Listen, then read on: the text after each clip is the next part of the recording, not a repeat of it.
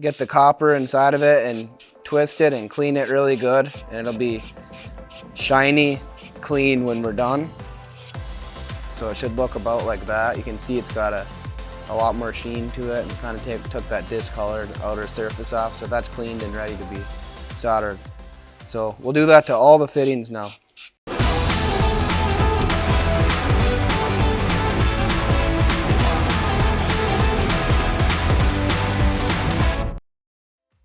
Hello, I'm Marlin, the Plumbing and HVAC Manager. Today I'm going to be talking about water heater risers and how to solder them. So let's look at the components first. Today we're going to have a ball valve, we're going to have a Dielectric Union, and I like to do a copper PEX adapter because it solders better than if you do a brass one, because you'd be soldering brass to brass. You always want to do copper to copper or copper to brass if you can find the right fittings.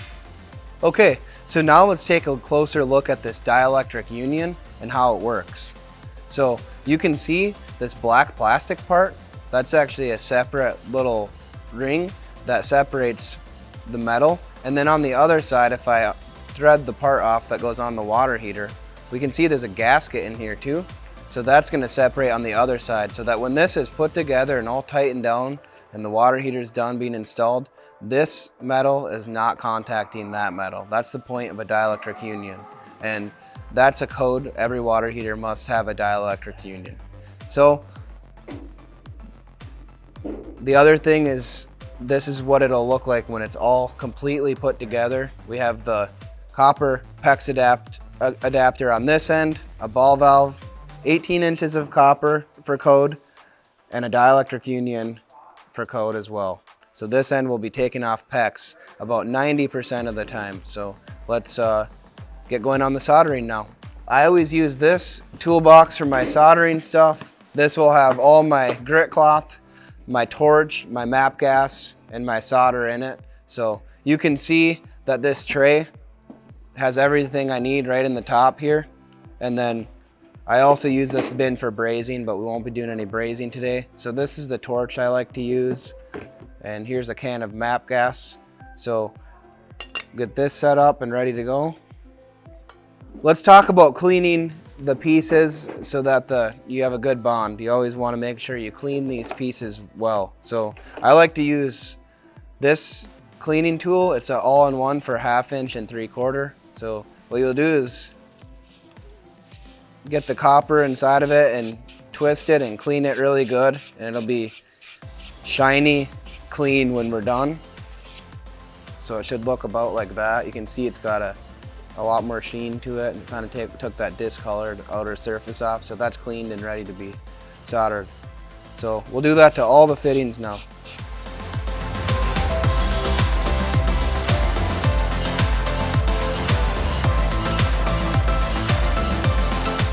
So we'll do the same thing to the ball valve with the other end, the 3/4 brush.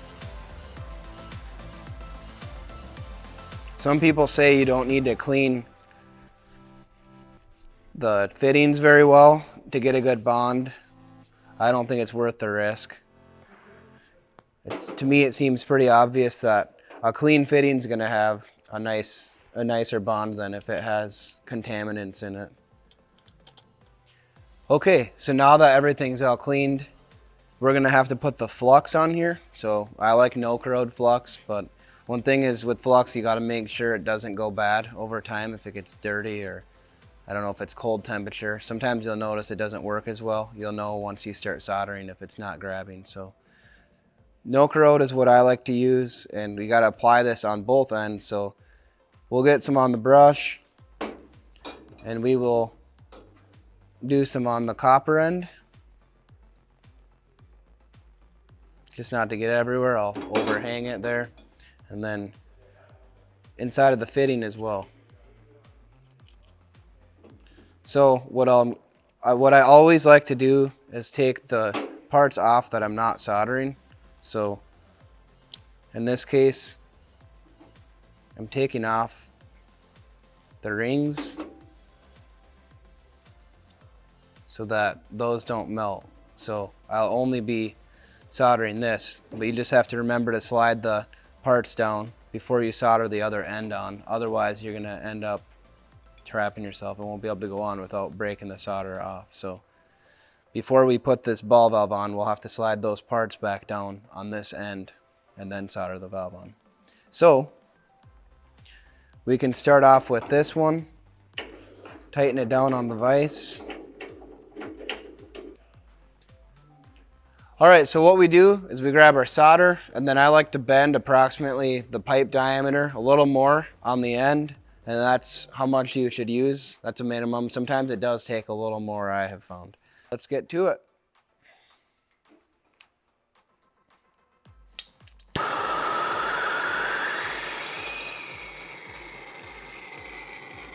So you can hear the sound of the flame. That's kind of how you'll learn what temperature you want. So I usually start on the copper side until I see like a slight green color. I don't know if the camera can catch it, but you just got to make sure you get it nice and hot.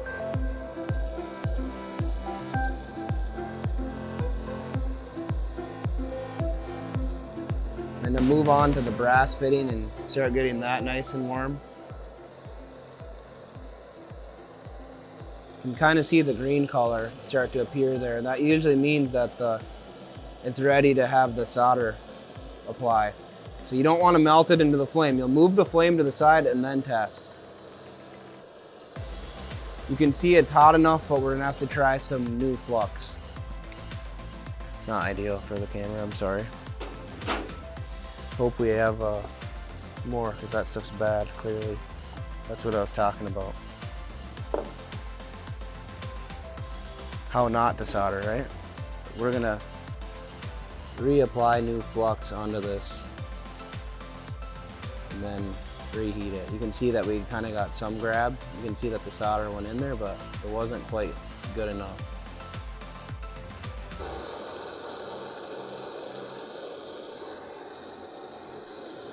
You don't want to burn the bristles off, but it's good to add a little more.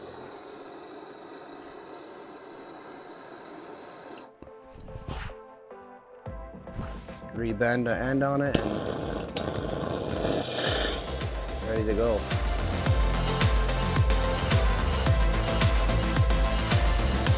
You want to get heat on all sides because you can't just heat one side. You want to get good heat all the way around. Keep moving and then it should be ready.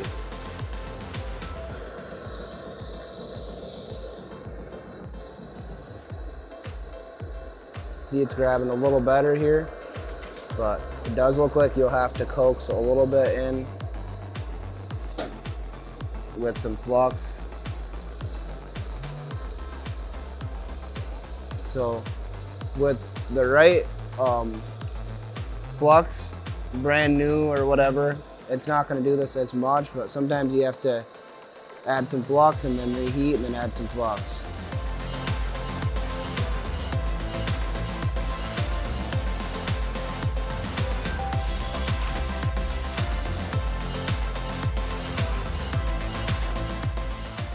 So as it's cooling down, just to be safe, I'll add a little bit of a shoulder to it. All right, so you can see I put the plastic ring back on and the nut, and that's in the right order because that'll slide down onto the dielectric union after. So now I'm gonna add some flux to either end again. I like the ball valves with the lettering up, so I'm gonna put it on this way. And then we'll add a little bit here. If it's warm, don't touch it like I am or you'll burn your finger. We've all done it. So, put this on and then we'll clamp it down lightly.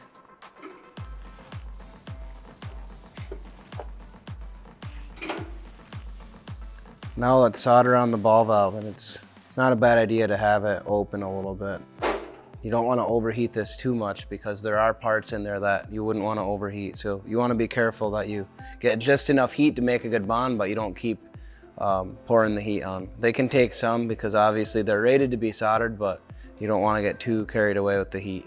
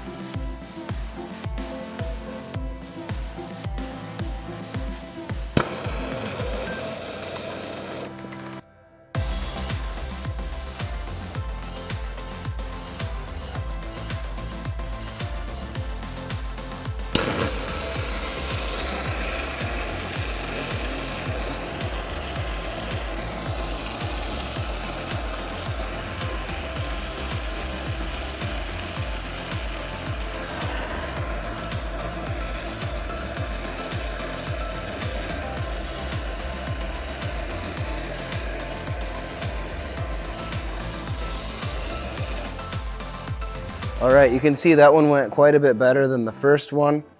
It's hard to know why. It could be a difference in the brass composition or something like that. I guess I'm not an expert on that, but that one did go a lot better. So the last step of this is to put in the, in this case, the PEX adapter. So if you are going straight onto copper, of course, you would solder that on site where you're connecting to the copper. But in most cases, I'm going to PEX. So I'm going to put this adapter on. And that's the last component to put together.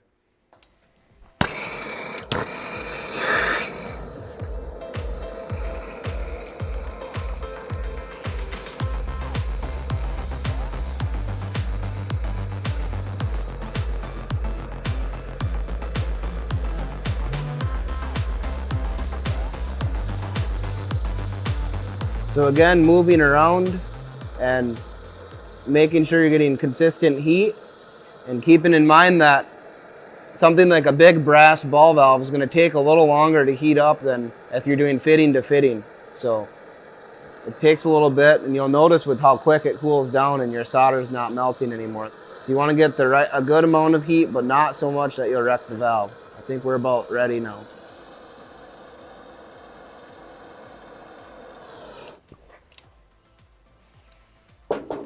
So now that when we look at it, there's no like small pinholes or anything like that, I'm confident that when this is installed, it won't leak. So as long as you got plenty of heat, that bond is strong all the way in deep to the hub, and also it's got no pinholes, so there's no small spot for water to travel out, you can be sure you have a good fitting. So one of the most important things about soldering is, of course, like we've seen in this video, having good flux. All right, so here we have it. It's a soldered and complete riser, and it's ready to go. So one thing before we close out, a pro tip is to have these built up at your warehouse and ready to go. So when you have a water heater job come in, you just grab some risers off the shelf to go with it, and you don't have to be soldering on site. A lot of people don't have a vise on site or anything like that to comfortably solder. So that's about all for today. I hope you learned a lot. Don't forget to like and subscribe, and tune in for more. Thanks.